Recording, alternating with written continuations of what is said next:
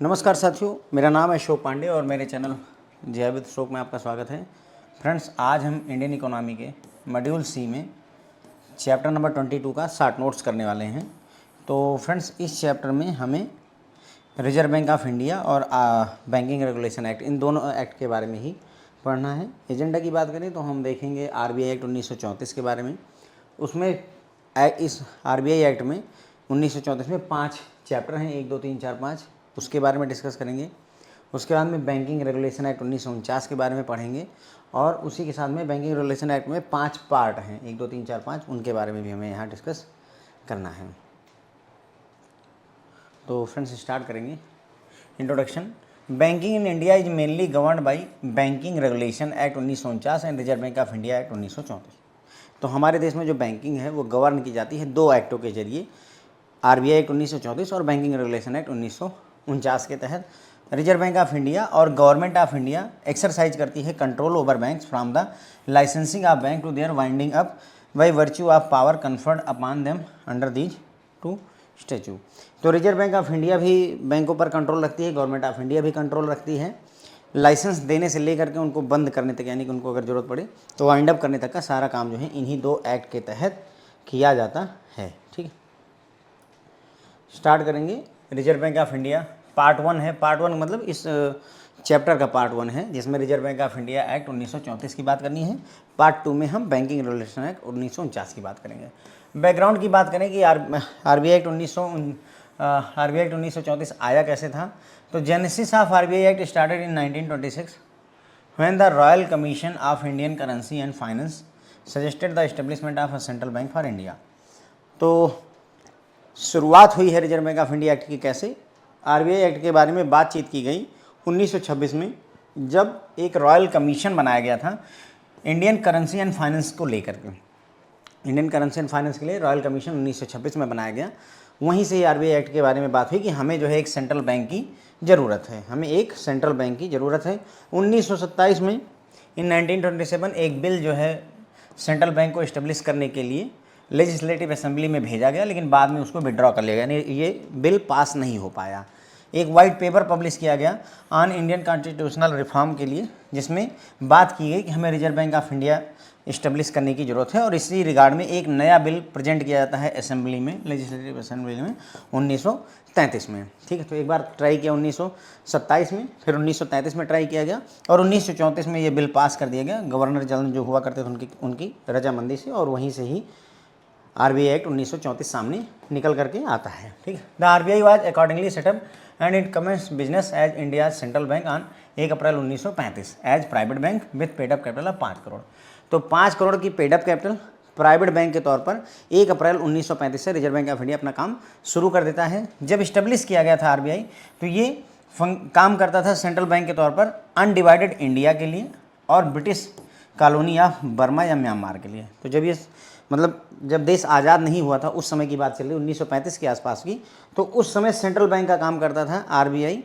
हमारे देश का तो करता ही था। अनडिवाइडेड इंडिया मतलब उस समय भारत, पाकिस्तान, बांग्लादेश सब एक ही में थे, और प्लस म्यांमार के भी सेंट्रल बैंक का काम करता था। 1942 में आरबीआई ने सेंट्रल बैंक फॉर बर्मा का काम छोड़ दिया, क्योंकि बर्मा जो है तब रिलीज हो चुका था, यानी अंग्रेज़ों की गुलामी से बाहर आ चुका था, इसलिए आरबीआई ने 1942 में ये काम छोड़ दिया।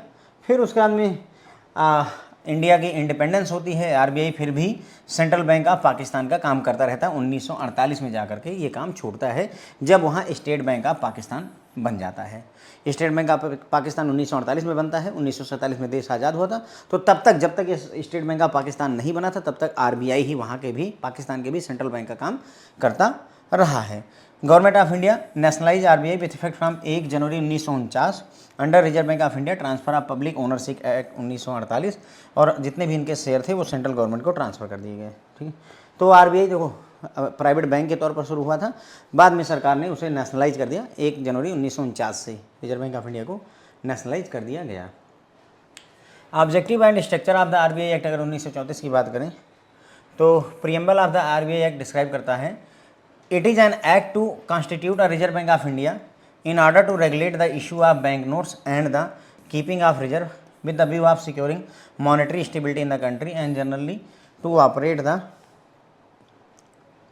Currency and credit system of country to its advantage. मतलब कहने का ये हुआ कि जो आरबीआई एक्ट है उसकी जो प्रस्तावना है उसमें ये कहा गया है कि ये एक एक्ट है जिसका उद्देश्य है रिजर्व बैंक ऑफ इंडिया को इस्टेब्लिश करना, ताकि बैंक के नोट, करेंसी वगैरह की पब्लिशिंग वगैरह को देखा जा सके, देश में मॉनेटरी स्टेबिलिटी लाई जा सके और देश का जो करेंसी और क्रेडिट सिस्टम है उसको भी देश के फायदे के लिए ऑपरेट किया जा सके। प्राइमरी ऑब्जेक्टिव अगर देखा जाए मॉनेटरी पॉलिसी का क्या होता है, to maintain policy price stability while keeping in mind the objective of growth and monetary policy framework in India shall operated by the RBI. तो प्राइमरी ऑब्जेक्टिव की अगर हम बात करें मॉनेटरी पॉलिसी की, तो मुख्य उद्देश्य होता है प्राइस स्टेबिलिटी मेंटेन करना और साथ ही साथ में ग्रोथ का भी उद्देश्य रहता है। प्राइस की स्टेबिलिटी होनी चाहिए लेकिन ग्रोथ भी होते रहना चाहिए, ठीक है। उसका जो मॉनेटरी पॉलिसी फ्रेमवर्क है वो किसके द्वारा बनाया और हैंडल किया जाता है, रिजर्व बैंक ऑफ इंडिया के द्वारा ही किया जाता है। बात करें अगर आरबीआई एक्ट की, तो इसको डिवाइड किया गया है 5 चैप्टर में, 5 चैप्टर्स में, और 2 शेड्यूल भी हैं इसमें, शेड्यूल 1 एंड शेड्यूल 2। तो 5 चैप्टर, पाँचों अलग अलग बातें करते हैं। पहला, जैसे हम यहाँ पर देखना चाहें, पहला चैप्टर है प्रिलिमिनरी बातें करता है। देखो हमें पाँचों चैप्टर के बाद थोड़ा थोड़ा पढ़ना है, तो अभी बस देख लीजिए। चैप्टर 2 में बात होती है इनकॉर्पोरेशन, कैपिटल और मैनेजमेंट बिजनेस की। चैप्टर 3 में बात होती है सेंट्रल बैंकिंग फंक्शन को लेकर के। चैप्टर 3 बहुत बड़ा है, तो चैप्टर 3 में 3A भी है। 3A में collection and furnishing of credit information. 3B में प्रोविजन रिलेटिंग टू NBFC है। चैप्टर 3C में prohibition of acceptance of deposit by unincorporated body है। चैप्टर 3D में regulation of transaction in derivatives, money market instrument, securities वगैरह है। Chapter 3E में joint mechanism की बात होती है। चैप्टर 3F में मॉनेटरी पॉलिसी। चैप्टर 4 में जनरल प्रोविजंस और चैप्टर 5 में पेनाल्टीज की बात करी गई है, ठीक। तो ये 5 चैप्टर हो गए हमारे। इसके अलावा 2 शेड्यूल हैं यहाँ पर, इनमें शेड्यूल 1 और शेड्यूल 2 भी यहाँ पर है, ठीक है। शुरू करेंगे हम फ्रेंड। देखो हमें 5 चैप्टर हैं इसमें, तो पाँचों के बारे में डिस्कस करना है। तो चैप्टर नंबर 1 प्रिलिमिनरी बात करता है, तो इसमें सेक्शन 1 बात करता है this act to be called as reserve bank of India act and will be valid for whole of India. तो ये एक्ट कौन सा, सेक्शन 1 कहता है कि जो एक्ट आ रहा है इसका नाम reserve bank of India act रहेगा और ये पूरे देश में वैलिड रहेगा। सेक्शन 2 क्या कहता है, यहाँ डेफिनेशंस दी गई हैं, जिसमें से एक सेक्शन 2E में डेफिनेशन दी गई है शेड्यूल्ड बैंक की। शेड्यूल्ड बैंक उन बैंकों को कहते हैं जो आरबीआई के सेकंड शेड्यूल में जिनका नाम लिखा हुआ है, शामिल किया गया है, ठीक है। आरबीआई के में 5 चैप्टर हैं एक्ट में और 2 शेड्यूल हैं, तो जो सेकंड शेड्यूल में जिनका नाम लिखा हुआ है उनको फ्रेंड्स हम शेड्यूल्ड बैंक कहते हैं। फिर है चैप्टर नंबर 2, यहाँ पर इनकॉर्पोरेशन, पूंजी कितनी होनी चाहिए, मैनेजमेंट एंड बिजनेस क्या रहेगा, ये सारी बातें की गई हैं। सेक्शन 3 बात करता है establishment and incorporation of RBI की। सेक्शन 4 बात करता है पूंजी की, बात करता है आरबीआई की। तो the capital of bank shall be 5 crore, जो पेड अप कैपिटल है आरबीआई की वो 5 करोड़ रखी गई है। उसके बाद में सेक्शन 7 और 8 में मैनेजमेंट एंड सेंट्रल बोर्ड की बात की गई है।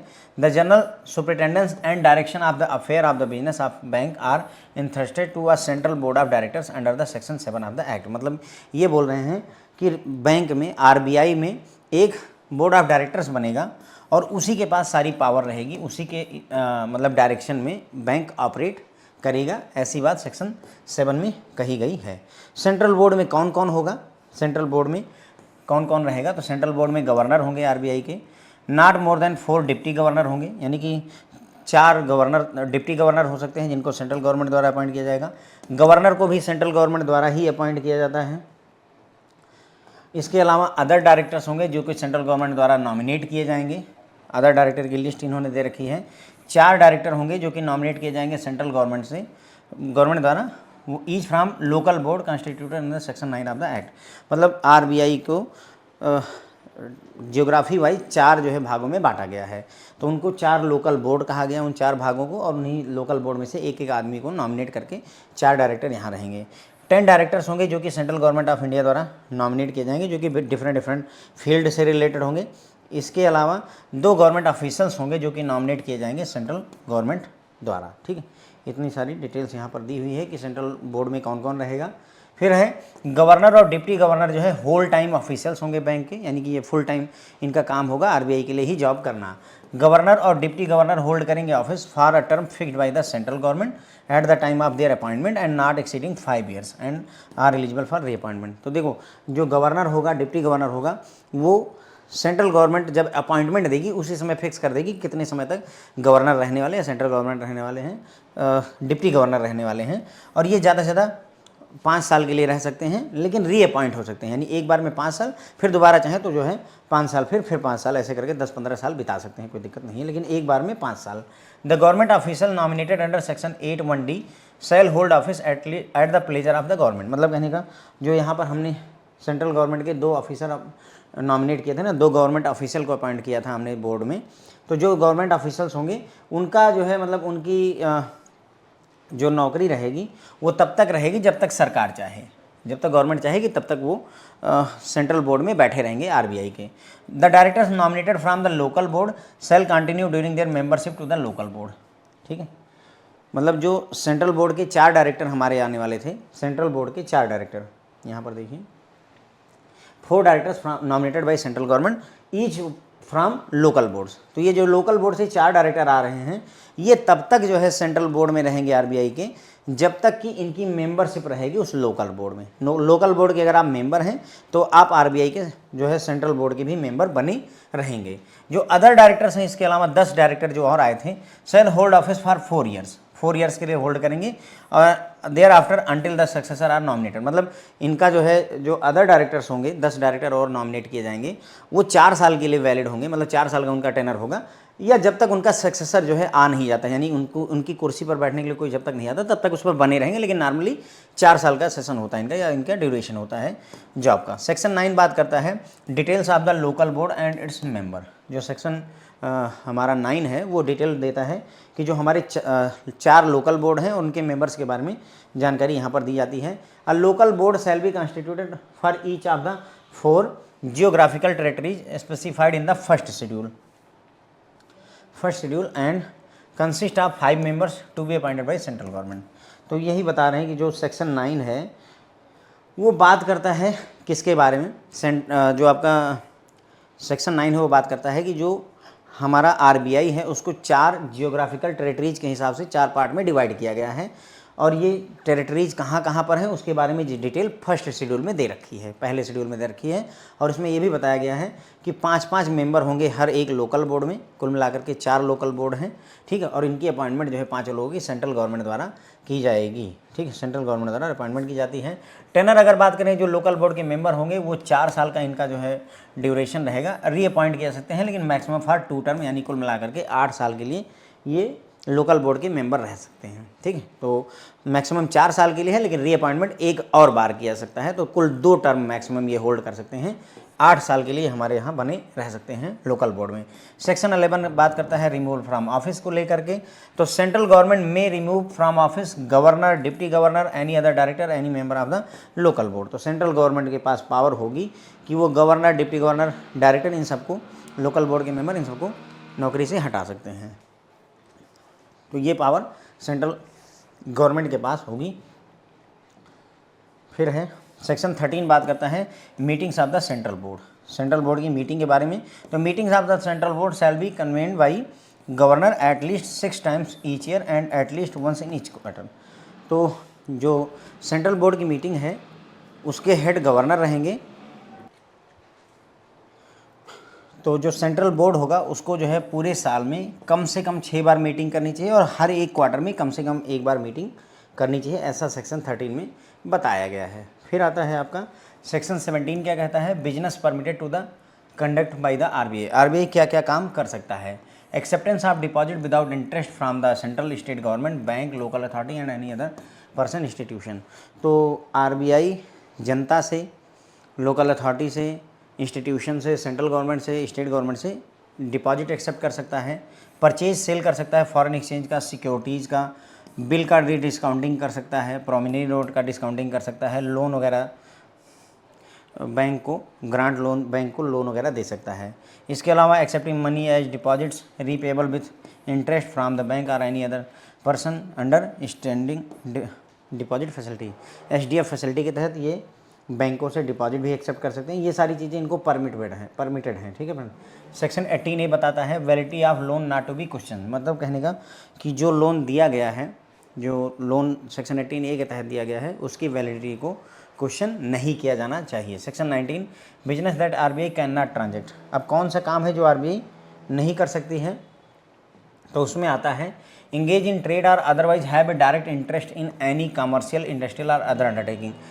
इनका मतलब ये है कि ऐसा कोई काम आप आरबीआई नहीं कर सकता है जिसमें ट्रेड से रिलेटेड हो, यानी कि कोई सामान बेचना शुरू कर दिया, कोई गुड्स बेचना शुरू कर दिया, कोई कमर्शियल वर्क शुरू कर दिया, ऐसा नहीं कर सकते। इनका काम आरबीआई का बेसिकली वही है कि मतलब बैंकों से डिपॉजिट लेना, उनको उधार देना और ये सारी चीज़ें मैनेज करना, ये गुड्स में नहीं डील कर सकते हैं, ठीक है। Purchase share of any banking company or other company or grant loan upon the security of any such share, मतलब किसी कंपनी का शेयर खरीद लें ताकि इनको फ़ायदा हो सके, तो ये सब चीज़ें ये नहीं कर सकते हैं।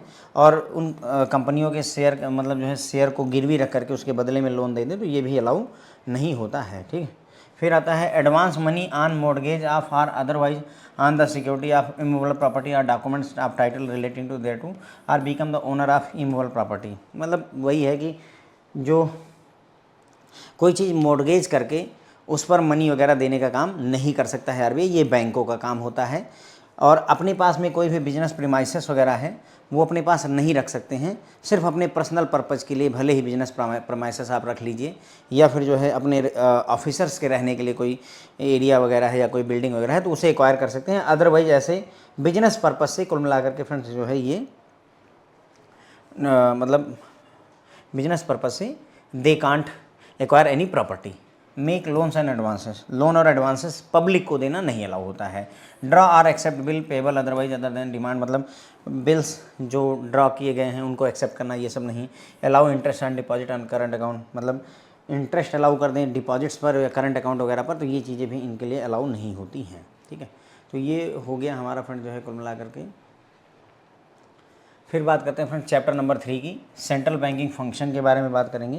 देखो यहाँ पर सारे सेक्शन हम नहीं पढ़ रहे हैं, देखो 20 पढ़ा, 21 पढ़ा, 22 पढ़ा, फिर 24 पढ़ लिया, सब छोड़ते जा रहे हैं क्योंकि बुक में भी ऐसे ही दिया हुआ है और हम केवल काम की यहाँ पर बातें कर रहे हैं, हमें सारे सेक्शन नहीं पढ़ने हैं यहाँ पर, ठीक है। तो बस काम की बातें। तो सेक्शन 20 में बात होती है बैंकर टू सेंट्रल गवर्नमेंट होते हैं ये। देखिए हम बात कर रहे हैं चैप्टर नंबर 3 की जिसमें सेंट्रल बैंकिंग फंक्शन की बात की गई है। तो सेक्शन 20 में बैंकर टू सेंट्रल गवर्नमेंट होते हैं। Section 21A banker to state government based on agreement होते हैं, यानी स्टेट गवर्नमेंट के साथ के भी बैंकर होते हैं लेकिन एग्रीमेंट के आधार पर। सेक्शन 22 में right to issue bank note issue करने का अधिकार सेक्शन 22 के तहत। Section 24 denomination of currency note, मतलब कौन से डिनोमिनेशन की करेंसी नोट छाप सकते हैं। सेक्शन 26 में legal tender character of the currency note, जो हमारा करेंसी नोट है वो लीगल टेंडर माना जाता है, तो उसकी बात सेक्शन 26 में की गई है आरबीआई एक्ट के। सेक्शन 27 बात करता है reissue of note not to be done, मतलब कुछ ऐसे नोट होते हैं जिनको रीइशू नहीं किया जा सकता है, उसकी डिटेल 27 में है। सेक्शन 28 बात करता है recovery of lost stolen mutilated और इम्परफेक्ट नोट, कोई नोट गड़बड़ हो गया है, खो गया है, चोरी हो गया है, ऐसे नोटों की रिकवरी कैसे की जाएगी उसकी बात हुई है। Section 29 currency note exempted from stamp duty, section 29 बोलता है कि जो करेंसी नोट छापे जाते हैं उन पर कोई भी स्टैम्प ड्यूटी नहीं लगाई जाएगी, उनको एग्जेम्प्ट किया गया है, ये बात बताई गई। सेक्शन 30 बात करता है power of central government to supersede the central board of RBI. Section 30 कहता है कि जो सेंट्रल गवर्नमेंट है उसके पास अधिकार होगा कि वो आरबीआई के सेंट्रल बोर्ड को सुपरसीड कर जाए, यानी कि अगर किसी मामले में कोई लफड़ा हो जाता है, आरबीआई बात नहीं मानती गवर्नमेंट की, मान लो आरबीआई ने गवर्नमेंट ने कहा कि जितना प्रॉफिट है उसका वो मुझे दे दो, आरबीआई बोलती है कि हम नहीं दे पाएंगे, दिक्कत हो जाएगी, तो ऐसे केस में यदि सेंट्रल गवर्नमेंट चाहे तो आरबीआई के बोर्ड को सुपरसीड कर सकती है, यानी कि सुप्रीम अथॉरिटी सेंट्रल गवर्नमेंट हो जाती है, ये बात सेक्शन 30 में बताई गई है, ठीक है। फिर है सेक्शन 33 में assets of the issue department, यानी कि जो नोट इशू करने वाले डिपार्टमेंट उनके एसेट्स कौन कौन से होते हैं वो सेक्शन 33 में दिया गया है। इसी तरीके से लाइबिलिटी कौन कौन सी होती है सेक्शन 34 में दिया गया है। सेक्शन 40 बात करता है ट्रांजैक्शन फॉरेन एक्सचेंज में डिटेल्स दे रखी है, और सेक्शन 42 में सीआरआर से रिलेटेड डिटेल्स दी गई हैं। Cash reserve ratio banking regulation act section 42 के तहत मेंटेन किया जाता है ना, शेड्यूल्ड बैंक होता है, तो वही सेक्शन 42 में इस बारे में बात की गई है। चैप्टर नंबर 3 के कई सारे सब पार्ट भी हैं। चैप्टर नंबर 3 के 3A B C D हमारे ख्याल से E F वगैरह तक है, उनके बारे में बात करनी है। तो section 3A collection and furnishing of credit information, section 45A से लेकर के 45G तक, it include any information related to, मतलब क्रेडिट इन्फॉर्मेशन की बात हो रही है तो क्रेडिट इन्फॉर्मेशन में क्या क्या आएगा, amount and nature of loan advances and other credit facility that are given by the banking company to their borrower, जो भी लोन दिया गया है उससे रिलेटेड जो भी जानकारी है वो सारी की सारी जानकारी क्रेडिट इन्फॉर्मेशन के तहत इकट्ठा की जा सकती है। Nature of security given by borrower for such credit facility, जो भी अगर लोन दिया है बारोअर को तो बदले में उसने अगर कोई चीज़ सिक्योरिटी रखी तो वो किस तरीके की है, क्या चीज़ सिक्योरिटी के तौर पर रखा है, इसकी भी जानकारी क्रेडिट इन्फॉर्मेशन में रखी जाती है। गारंटी अगर बैंकिंग कंपनी द्वारा दी गई है कस्टमर को तो उसके बारे में भी जानकारी इसमें रखी जाती है। ठीक है। The antecedents means creditworthiness and history of financial transaction of the borrower, borrower के पहले कैसा व्यवहार रहा है, क्रेडिट वर्थीनेस है या नहीं है, हिस्ट्री, फाइनेंशियल ट्रांजेक्शन की हिस्ट्री वगैरह, इन सब बातों की, इन सभी चीज़ों के बारे में यहाँ पर बात करी जाती है। Procedure for granting credit information to banking company. ठीक है, अगर कोई बैंकिंग कंपनी क्रेडिट इन्फॉर्मेशन मांगता है तो उसको कैसे जो है वो जानकारी प्रोवाइड की जाएगी। पहले हमने कलेक्ट करने की बात की, अब प्रदान करने की, देने की बात यहाँ पर कर रहे हैं। On request of A banking company the RBI self furnish the applicant with the credit information, जिस भी बैंकिंग कंपनी को डिटेल चाहिए तो वो पहले रिक्वेस्ट करेगी RBI से और फिर जो है उस एप्लीकेंट को क्रेडिट इन्फॉर्मेशन RBI द्वारा प्रोवाइड कर दी जाएगी। Information furnish not disclose name of the banking company who have submitted such application to RBI, जो इन्फॉर्मेशन शेयर करी जाएगी उसमें ये नहीं बताया जाएगा उसमें किसने रिक्वेस्ट करी है जानकारी की, इस बारे में कोई डिटेल नहीं दी जाएगी। इसके बाद में RBI चाहे तो फीस लगा सकता है, लेकिन वो ज़्यादा से ज़्यादा 25 रुपये हो सकती है हर एक केस के लिए। ठीक है, ज़्यादा से ज़्यादा 25 रुपये वसूले जा सकते हैं। Chapter 3B provisions relating to operation of non banking institution receiving deposit and financial institution, यानी कहने मतलब ये हुआ कि NBFC से रिलेटेड यहाँ पर बातें की गई हैं। NBFC is defined vide clause B of section 45(1) of the chapter 3B of the RBI act as, तो मतलब चैप्टर 3B के सेक्शन 45(1) के हिसाब से NBFC कौन होगा, तो अब financial institution which is a company, एक फाइनेंशियल इंस्टीट्यूशन जो कि कंपनी हो, नॉन बैंकिंग इंस्टीट्यूशन जो कि ये कंपनी है और उसका जो मुख्य बिजनेस है वो है जनता से डिपॉजिट को एक्सेप्ट करना किसी भी स्कीम के तहत और उसी तरीके से जनता को लोन देना, ये उसका मुख्य काम होता है। या तीसरा, such other non banking institution और class of such institution as bank में previous approval of with the as bank में with the previous approval of central government and notified in the official gazette of specify. देखो क्या कह रहे हैं, NBFC किसे कह सकते हैं, कोई फाइनेंशियल इंस्टीट्यूशन है जो कि एक कंपनी है उसे कह सकते हैं, या कोई नॉन बैंकिंग इंस्टीट्यूशन है और वो उसका काम है जनता से पैसे लेना किसी भी तरीके से किसी भी स्कीम के तहत और उनको लोन देना, या इसके अलावा कोई और नॉन बैंकिंग इंस्टीट्यूशन है जिसको बैंक जो है पहले से ही अप्रूवल ले ले सेंट्रल गवर्नमेंट का, यानी RBI अप्रूवल ले ले सेंट्रल गवर्नमेंट का और ऑफिशियल गजट में नोटिफाई कर दे, तो वो भी जो है नॉन बैंकिंग फाइनेंशियल कंपनी का काम कर सकते हैं। Section 45(IA) non NBFC can commence or carry on business of non banking financial institution subject to, मतलब कोई भी कंपनी NBFC का काम कर सकती है बशर्ते दो चीज़ें करनी होंगी। पहला, एक सर्टिफिकेट ऑफ रजिस्ट्रेशन ले ले RBI से, आप NBFC का काम करना चाहते हैं करिए, RBI से रजिस्ट्रेशन सर्टिफिकेट ले लीजिए। दूसरा, having net own fund of 25 lakh, 25 lakh रुपए का नेट ओन फंड होना चाहिए जो कि ज़्यादा से ज़्यादा 100 करोड़ रुपए हो सकता है। ठीक, तो ये दो चीज़ें होनी चाहिए। पहला, आपके पास NBFC होने के लिए एक सर्टिफिकेट रजिस्ट्रेशन होना चाहिए RBI के पास, यानी NBFC बनने के लिए अगर आप कोई कंपनी है NBFC बनना चाहते हैं तो RBI के पास जाइए और रजिस्ट्रेशन करवा लीजिए। ध्यान रखिए किसके पास रजिस्टर करवाते हैं NBFC, RBI के पास, ये थोड़ा सा इंपॉर्टेंट हो जाएगा। उसके बाद नेट ओन फंड कम से कम 25 लाख रुपए का होना चाहिए जो कि अधिकतम 100 करोड़ रुपए हो सकता है। ठीक है, provided that the bank may notify different amount of net own fund to different categories of NBFC, अलग अलग कैटेगरी के NBFC के लिए अलग अलग जो है अमाउंट प्रिस्क्राइब किया सकता है बैंक के द्वारा। सब सेक्शन ऑफ सेक्शन 45, सेक्शन 45 के कुछ सब सेक्शन यहाँ पर लिस्ट आउट किए गए हैं, फ्रेंड देख लीजिए। देखिए, सेक्शन 45 IB में बात होती है maintenance of percentage of asset, कितना एसेट का परसेंटेज मेंटेन किया सकता है। 45 IC में रिजर्व फंड की बात होती है। 45 J में RBI के पास रेगुलेट करने का और प्रोहिबिट करने का वो होता है। अगर शेयर मार्केट में ये जो है IPO लाना चाहते हैं तो आरबीआई ही इसको रेगुलेट करेगा, ये सेक्शन 45J कहता है। 45L power of bank to call for information from financial institution, यानी कि आरबीआई को ये पावर है कि वो एनबीएफसी से कोई भी डेटा मांग सकता है और किसी भी तरीके का डायरेक्शन दे सकता है। 45M में duty of NBFC to furnish statement, मतलब अगर आरबीआई आपसे कोई स्टेटमेंट मांगता है, कोई रिपोर्ट मांगता है, तो वो रिपोर्ट देनी पड़ेगी, ऐसी पावर सेक्शन 45M में दे रखी है। 45MA में पावर ऑफ ड्यूटी ऑडिटर्स की दे रखी है। 45MC में power of bank to file winding up petition, यानी कि आरबीआई के पास पावर होगी कि अगर वो चाहे तो किसी कंपनी को, एनबीएफसी को वाइंड अप करने के लिए प्रपोजल दे सकता है। सेक्शन 45N में इंस्पेक्शन की बात की गई, एनबीएफसी के इंस्पेक्शन की बात की गई है। फिर आ जाता है sir chapter number 3C, prohibition of acceptance of deposit by unincorporated bodies. देखो सरल भाषा में ये कहा जाए कि अगर कोई संस्था है जो अनइनकॉर्पोरेटेड यानी रजिस्टर्ड नहीं है, तो वो जो है डिपॉजिट एक्सेप्ट नहीं कर सकती है जनता से। बस ये है, जैसे मैं कोई कंपनी ना बनाऊँ, कोई फर्म ना खोलूँ, कोई रजिस्ट्रेशन ना लूँ और मैं ये सोचूं कि मतलब अपने ही कागज़ में लिख लिया कि हम ये हैं और जनता से पैसा लेने लगे, तो वो अलाउड नहीं है, क्योंकि अनइनकॉर्पोरेटेड बॉडी, जब तक सरकार के पास रजिस्टर्ड ना हो तो ऐसी बॉडीज़ के लिए जनता से जो है कैश लेना मना है, डिपॉजिट लेना मना है। बस इतनी ही बात यहाँ पर लिखी गई फ्रेंड्स। चैप्टर नंबर 3D की बात करें, regulation of transaction in derivatives, money market instrument, securities etcetera. मतलब आरबीआई रेगुलेट करेगा क्या, जो ट्रांजैक्शन डेरिवेटिव में होंगी, मनी मार्केट इंस्ट्रूमेंट्स में होंगी या सिक्योरिटीज में होंगी। यहाँ पर section 45U, this section covers definition of large number of market instrument, मतलब इसमें काफ़ी सारे इंस्ट्रूमेंट की डेफिनेशन दे रखी है, उसमें डेरिवेटिव वगैरह इन सब की डेफिनेशन भी दी गई है। फिर आ जाता है सेक्शन 3E, जॉइंट मैकेनिज्म की बात करता है। तो इस चैप्टर में कवर किया गया ऐसे मैटर को जिसमें addition to RBI other regulator like SEBI and IRDA has jurisdiction, मतलब कहने का कई सारे ऐसे मैटर होते हैं जहां पर सिर्फ आरबीआई की ही नहीं चलती, सेबी आईआरडीए भी इन्वॉल्व हो जाता है, तो उसे जॉइंट मैकेनिज्म कहते हैं।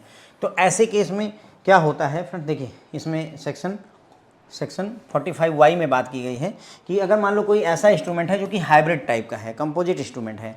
हाइब्रिड इंस्ट्रूमेंट मतलब ऐसा इंस्ट्रूमेंट जिसमें बैंकिंग के भी लक्षण हैं, इंश्योरेंस के भी लक्षण हैं, तो उसका सुपरविजन अगर इंश्योरेंस का भी है तो आईआरडीए भी करेगा, ठीक है, और बैंक का है तो आरबीआई भी करेगा।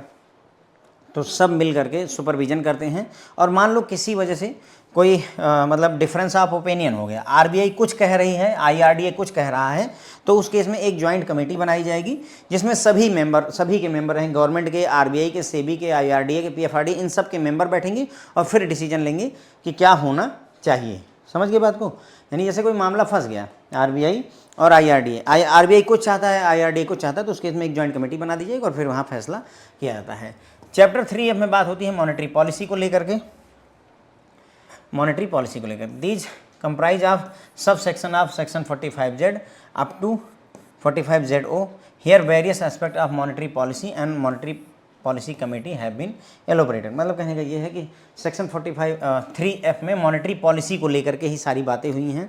यहाँ पर 45Z से लेकर के 45ZO तक के सेक्शंस होते हैं और मॉनेटरी पॉलिसी और मॉनेटरी पॉलिसी कमेटी के डिफरेंट जो एस्पेक्ट हैं उसको यहाँ पर एलोबरेट किया गया है। सिर्फ बताया गया है कि मॉनेटरी पॉलिसी क्या होता है, मॉनेटरी पॉलिसी कमेटी क्या होती है, कितने मेंबर होंगे, ये सारी बातें यहाँ पर करी गई हैं।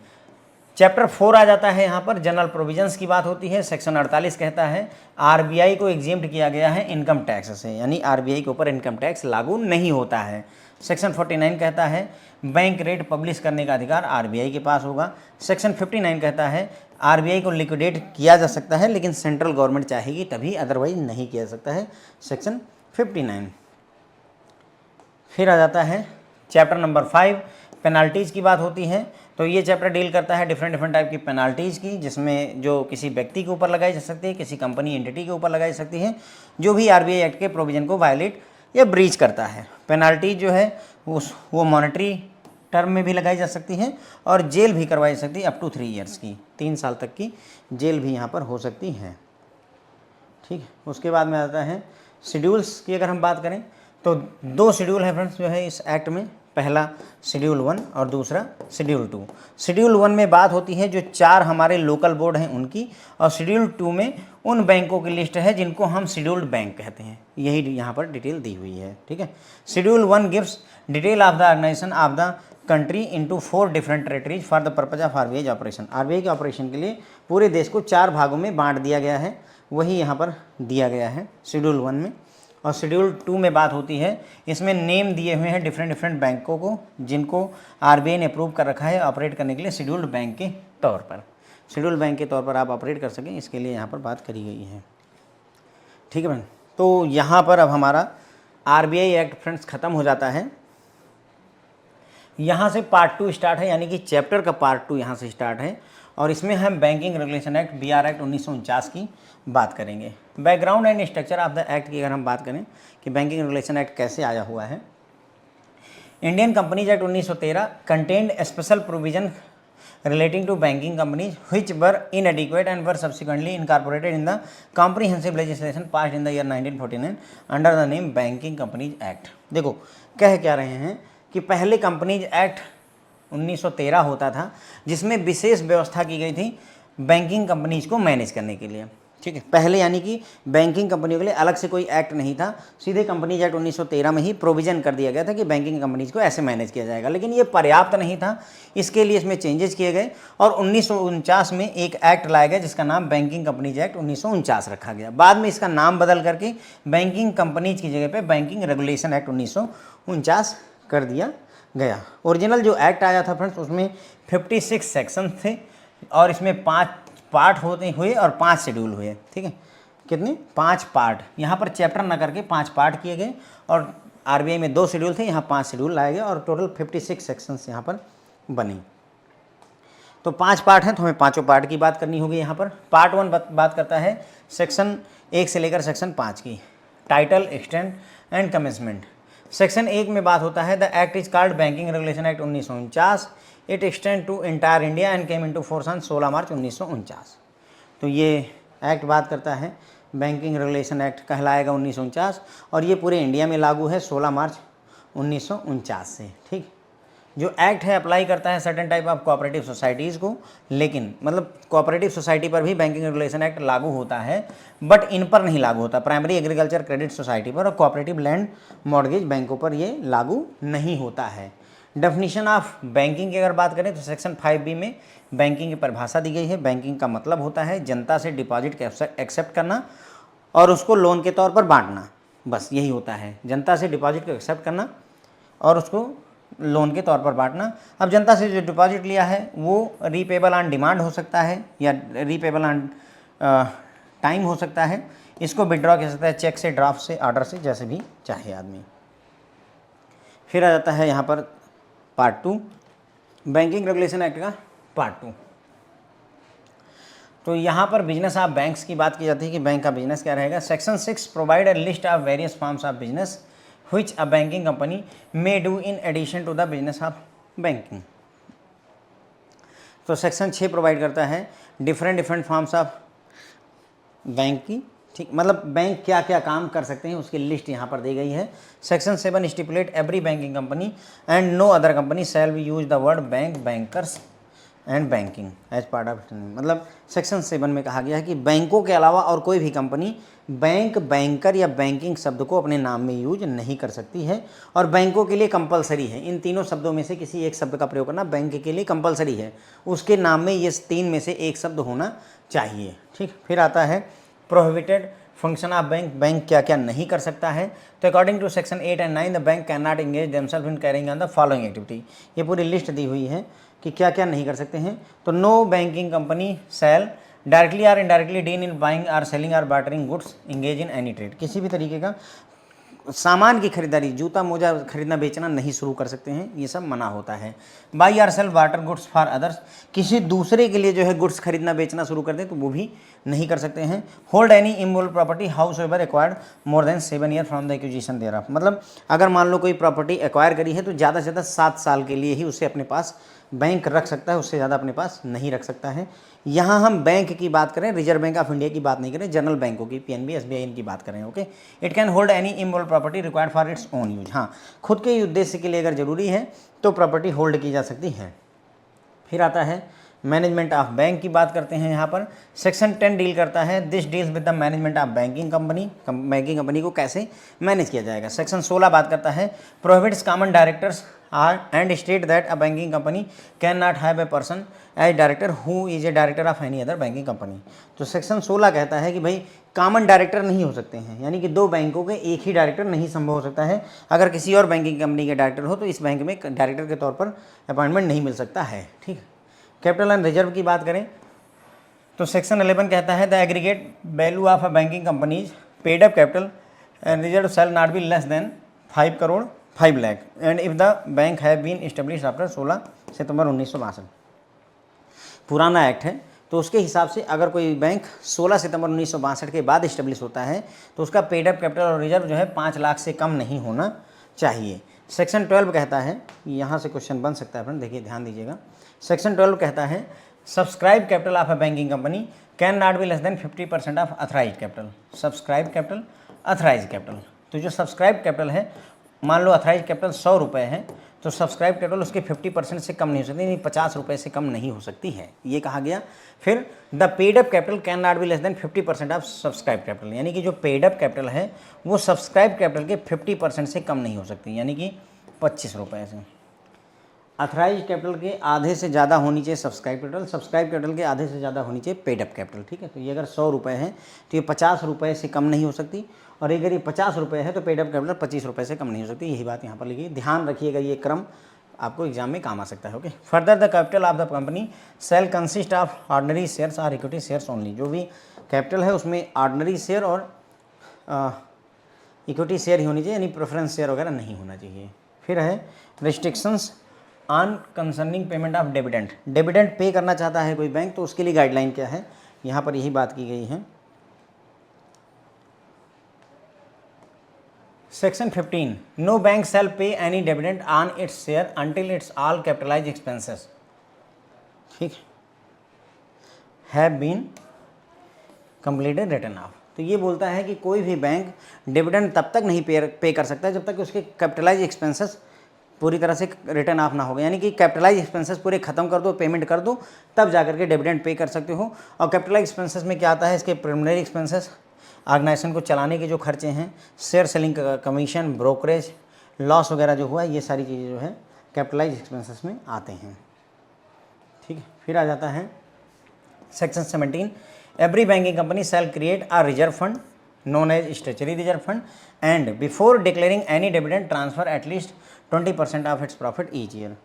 तो हर एक बैंकिंग कंपनी को एक रिजर्व फंड बनाना पड़ेगा जिसका नाम स्टैट्यूटरी रिजर्व फंड रखा जाएगा, और उसको जो भी डिविडेंड देना है उससे पहले अपने प्रॉफिट का हर साल 20% इस स्टैट्यूटरी रिजर्व फंड में ट्रांसफ़र कर देना होता है। ठीक है।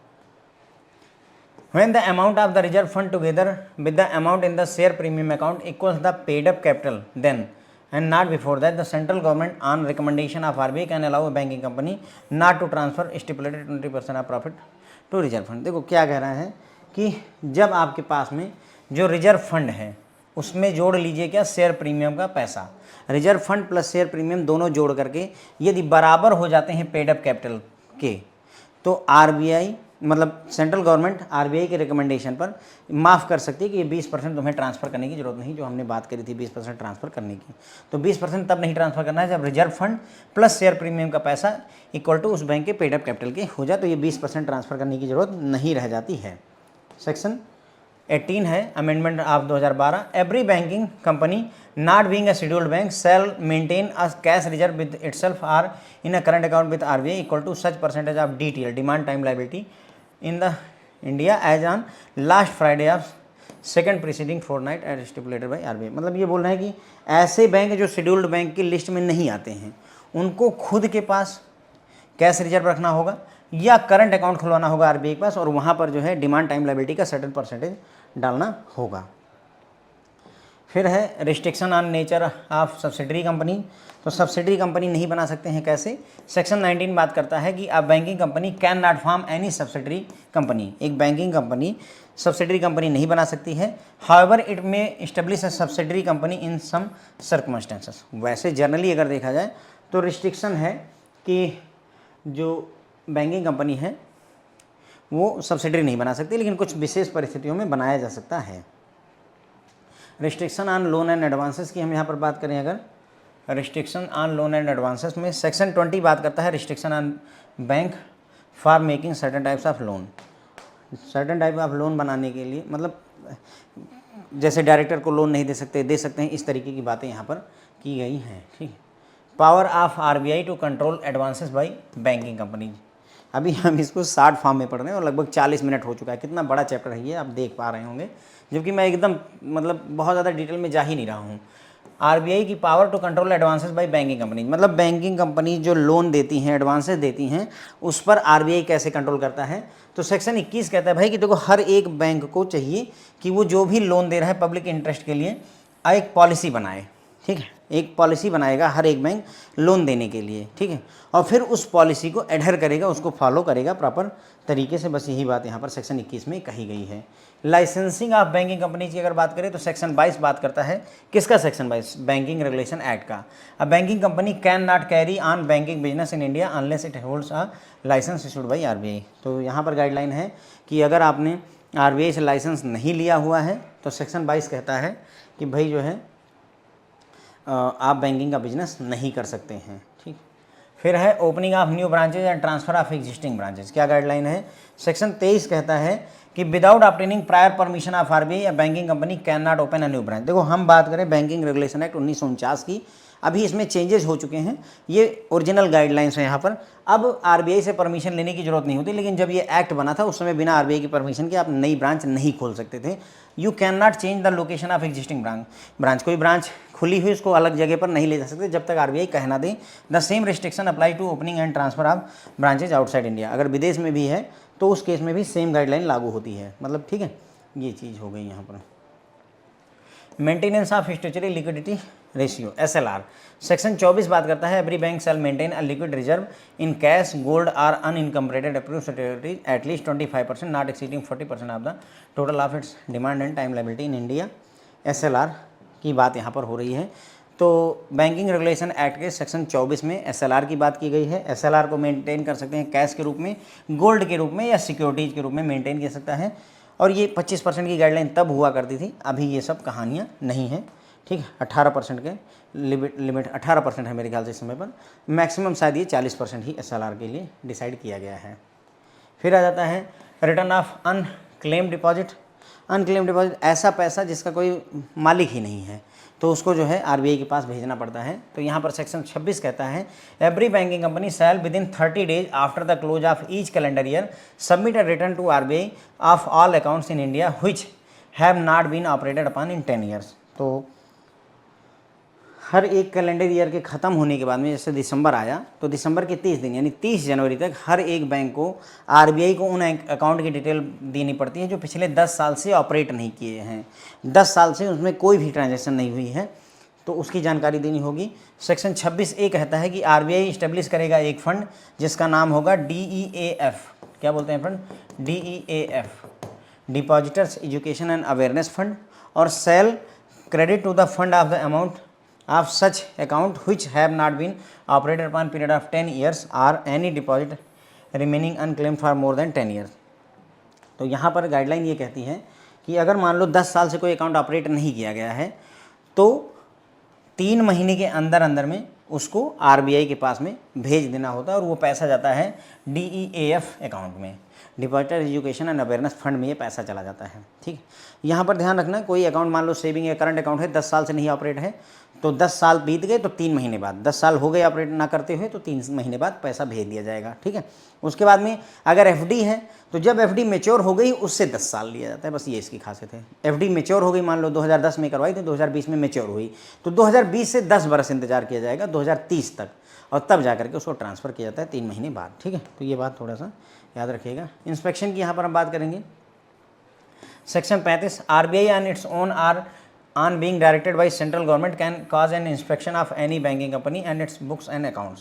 मतलब आरबीआई जो है एक बार सेंट्रल गवर्नमेंट ने डायरेक्शन अगर दे दी है या फिर जो है खुद से चाहे तो किसी भी बैंकिंग कंपनी का इंस्पेक्शन वगैरह करवा सकता है। ठीक है, power of RBI to give direction यहाँ पर बात करेंगे। तो आरबीआई के पास पावर होती है दिशा निर्देश जारी करने के। Section 35A, RBI may issue such direction at it deemed fit and the banking company shall bound to comply with such direction.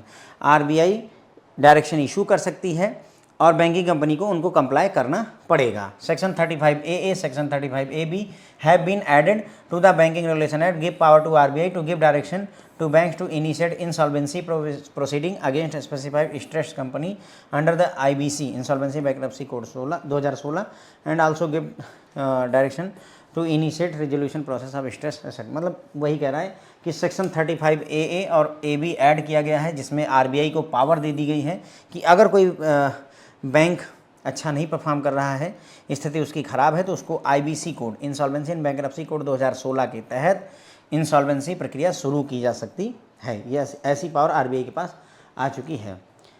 Suppression of board of directors of bank in certain cases, कुछ cases में जो RBI का board of directors है उसको central government take over कर लेगी, इसकी बात की गई सेक्शन 35ACA में।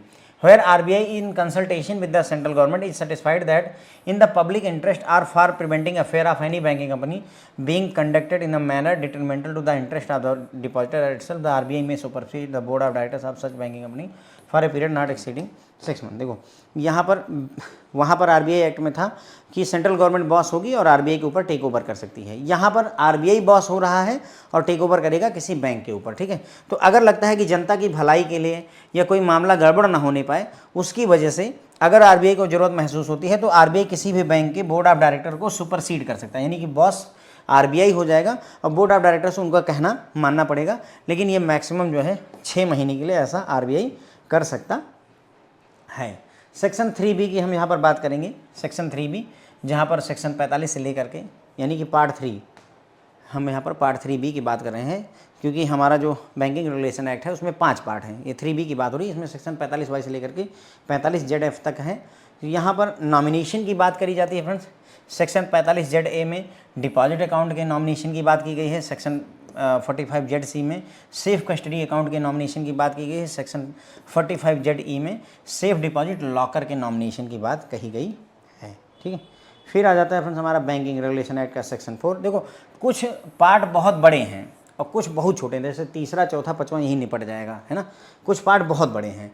चैप्टर 4 में हमें सेक्शन 46 से लेकर के 55 तक की बात करनी है। Restriction on acceptance of deposit withdrawable by cheque. Section 49A, no person other than a bank shall accept deposit of money withdrawable by cheque. मतलब बैंक के अलावा और किसी को ये अधिकार नहीं दिया गया है कि तुम जनता से पैसे लो जिसको विड्रॉ कर सके चेक की सहायता से। ये सिर्फ बैंकों के लिए अलाउ है। फिर आ जाता है सर हमारा पार्ट 5, जिसमें सेक्शन 56 की बात की गई है। Application of the act to cooperative societies, ठीक है। तो जो एक्ट है वो कोऑपरेटिव सोसाइटी पर भी लागू हो जाए, उसके लिए ये सेक्शन 56 है। With introduction of section 56 in banking regulation act 1949 with effect from 1 March 1966, cooperative bank have come under regulatory preview of RBI. RBI के प्रीव्यू में आ गए जब सेक्शन 56 को जोड़ा गया 1966 में 1 मार्च को। While the formation and management of cooperative societies operating in one state only are under the control of state government, licensing and regulation of banking business rest with RBI, ठीक है। तो यहाँ पर 2 लोग जो है कोऑपरेटिव सोसाइटी को 2 लोग मैनेज करते हैं, कोऑपरेटिव बैंकों को 2 लोग मैनेज करते हैं। पहला, कैसे कोऑपरेटिव बैंक फार्म बनेगा और उसका मैनेजमेंट कैसे हैंडल होगा, इसकी जिम्मेदारी स्टेट गवर्नमेंट के ऊपर होती है। उसको लाइसेंस देना और रेगुलेट करने की जिम्मेदारी आरबीआई के पास होती है, ठीक। तो बस यहाँ पर अपना फ्रेंड जो है पूरा का पूरा कहानी आकर के ख़त्म हो जाती है। तो हमने यहाँ पर बैंकिंग रेगुलेशन एक्ट और reserve bank of India act, दोनों एक्ट यहाँ पर पढ़ लिए हैं फ्रेंड। होप है ये आपको पसंद आएगा। थोड़ा ज़्यादा समय लगा, लेकिन अब चैप्टर बहुत बड़ा है, मैंने इसे बहुत ज़्यादा समराइज़ करने का प्रयास किया है। होप है आपको ये पसंद आएगा। Thank you so much.